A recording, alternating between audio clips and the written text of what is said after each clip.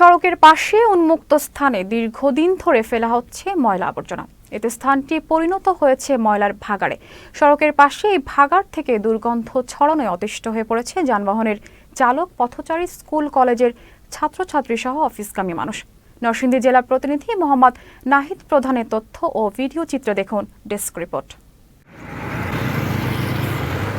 ময়লা আবর্জনা ফেলার স্থায়ী জায়গা না থাকায় নরসিংদী মদনগঞ্জ আঞ্চলিক সড়কের শালিধায় প্রায় অর্ধ কিলোমিটার এলাকায় এখন ময়লার ভাগাড়।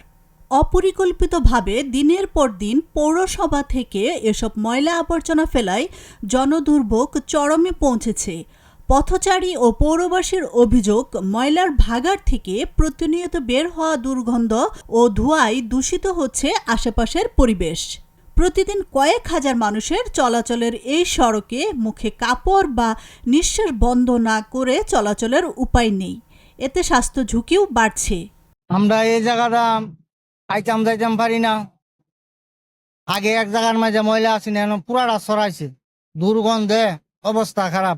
আমরা যে প্রতিদিন নিয়ত যাওয়া আসা করতেছি, আমাদের এই জায়গাটা যাইতে খুবই সমস্যা হইতেছে। যদি প্রশাসনের লোক এই জিনিসটা দৃষ্টিতে আনতো এবং এই জিনিসটা পরিষ্কার করে দিত, তাহলে আমাদের যাতায়াতে খুব ভালো হতো। আসা যাওয়া করানোই যায় না, ময়লার দুর্গন্ধ, দুর্গন্ধ রাস্তার মাঝখানে এসে পড়ে। এই ময়লা গালি যাতে অন্যদিকে নিয়ে পালানোর চেষ্টা করে, আমরা এটাই আশা করি। এটা বেশ কিছুদিন যাবৎ রাস্তার মধ্যেই ছিল, এখন হয়তো বা 2-1 দিনের মধ্যে এটা সরাইছে। তবে এই ময়লার স্তূপের কারণে অনেক মানুষের স্বাভাবিক চলাচলে অনেক ব্যাঘাত ঘটে।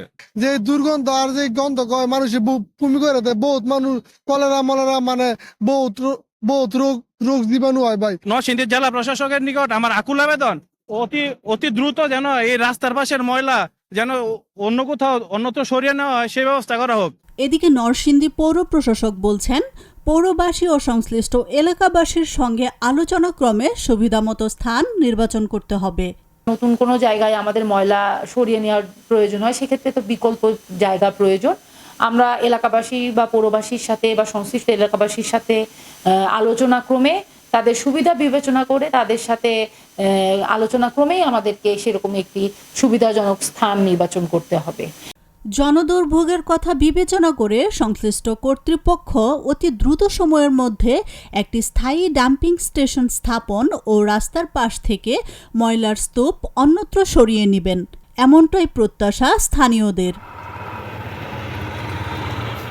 আশরাফুন নাহার, মালা, চ্যানেল এস, নিউজ ডেস্ক।